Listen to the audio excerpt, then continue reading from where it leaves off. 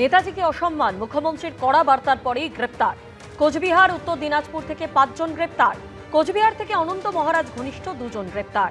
কোচবিহার থেকে গ্রেপ্তার পিন্টু রায়, কৃষ্ণ কার্জি। নিশিগঞ্জে হাই স্কুলের এক শিক্ষক উত্তম বর্মন গ্রেপ্তার। নেতাজি সম্পর্কে কুরুচিকর পোস্ট করে 5 জন গ্রেপ্তার।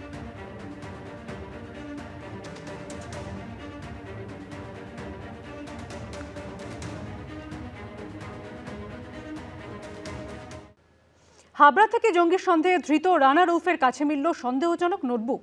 এসটিএফ সূত্রে দাবি, সেখানে রয়েছে পাকিস্তান, বাংলাদেশ, নেপাল, শ্রীলঙ্কার মতো একাধিক মোবাইল নাম্বার। বিদেশ থেকে চলছিল অপারেশন, খতিয়ে দেখছেন তদন্তকারীরা। জঙ্গি হামিম মণ্ডলের গ্রেফতারে রেশ কাটতে না কাটতেই হাবড়া থেকে জঙ্গি সন্দেহে গ্রেফতার করা হয়েছে রানা রৌফ নামে এক পাকিস্তানি নাগরিককে, যার বিরুদ্ধে অভিযোগ উঠেছে এদেশে ঘাঁটি গেড়ে আইএসআই এর চর হিসেবে কাজ করার। এসটিএফ সূত্রে খবর, তদন্তকারীদের স্ক্যানারে এখন ধৃতের থেকে বাজেয়াপ্ত একটি নোটবুক। সেই নোটবুকে পাকিস্তান, নেপাল, শ্রীলঙ্কা ও বাংলাদেশের বিভিন্ন মোবাইল নম্বর লেখা রয়েছে বলে এসটিএফ সূত্রে দাবি করা হয়েছে। প্রশ্ন উঠছে, জঙ্গি সন্দেহে ধৃত রানার নোটবুক থেকে পাওয়া এই নম্বরগুলি কাদের? তবে কি পাকিস্তান, নেপাল, শ্রীলঙ্কা ও বাংলাদেশের মধ্যে একটা নাশকতামূলক নেটওয়ার্ক তৈরির চেষ্টায় ছিল সে? সূত্রের খবর, তদন্তকারীদের স্ক্যানারে রয়েছে এই সমস্ত মোবাইল নম্বর ব্যবহারকারীরাও। ইনফরমেশন আসছে তখন ওয়ার্কআউট করে আমরা একটা লোককে ধরছি, তারপরে নেটওয়ার্ক কীরকম আছে ওইগুলো তদন্ত চলছে। ওইসব বিষয়ে আমরা লক্ষ্য রেখেছি। আমাদের লোক জয়েন্ট ইন্ট্রোগেশন হচ্ছে না, যেটা ওয়েস্ট বেঙ্গল এসটিএফ কাছে আমাদের লোক সঙ্গে আছে।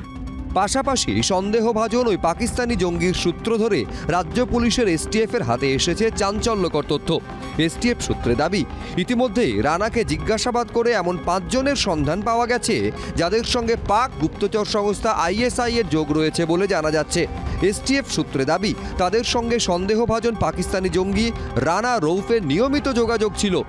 একাধিক যে কোডের যে নাম্বারগুলো পাওয়া গিয়েছে সেই ব্যক্তিদের সঙ্গে নেপালে বসে তার সরাসরি যোগাযোগ এবং পরবর্তীকালে ফোনের মাধ্যমেও যোগাযোগ, এবং এই যে যোগাযোগগুলো তাদের মধ্যে ছিল সেই যোগাযোগের ক্ষেত্রে তারা যেটা জানতে পারছেন যে কাসিফ, হানিফ চৌধুরী, জেডি এবং হারুম সফদার, এছাড়াও আরও বেশ কয়েকজনের নাম তারা পেয়েছেন, যে ব্যক্তিরা সরাসরি আইএসআই এর অপারেটিভস এবং তাদের সঙ্গে যোগ তার রয়েছে এই ব্যক্তির রানার, যাকে গ্রেপ্তার করা হয়েছে।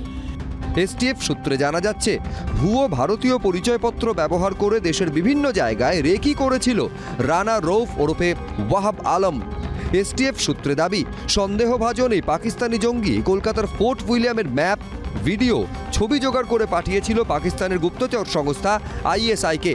বিএসএফ ও ভারতীয় সেনাবাহিনীর গতিবিধির ওপরে নজর রাখছিল সে। ব্যারাকপুর সেনা ছাউনির আশেপাশেও রেকি করেছিল, নজরদারি চালিয়েছিল কলকাতা বিমানবন্দরে, পাশাপাশি দিল্লির বেশ কিছু জায়গাতেও নজর রাখছিল বলে এসটিএফ সূত্রে খবর।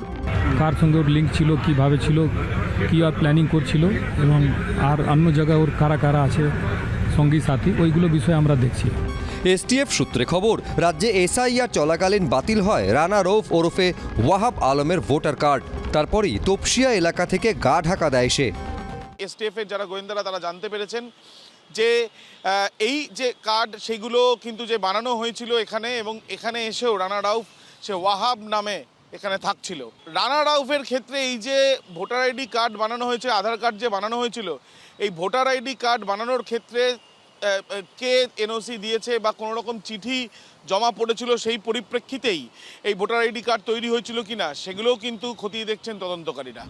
এসটিএফ সূত্রে দাবি, সীমান্ত পেরিয়ে বাংলাদেশ হয়ে নেপালে পালিয়ে যাওয়ার প্ল্যান ছিল রানার। সূত্রের খবর, বেনাপোলে তাকে রিসিভ করতে কয়েকজন দাঁড়িয়েও ছিল। তারা কারা? সন্দেহভাজন পাক জঙ্গি রানা রৌফের সঙ্গে তাদের কী যোগ?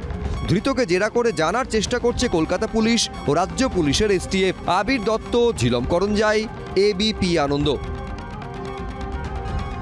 এবিপি আনন্দ, এগিয়ে থাকে, এগিয়ে রাখে।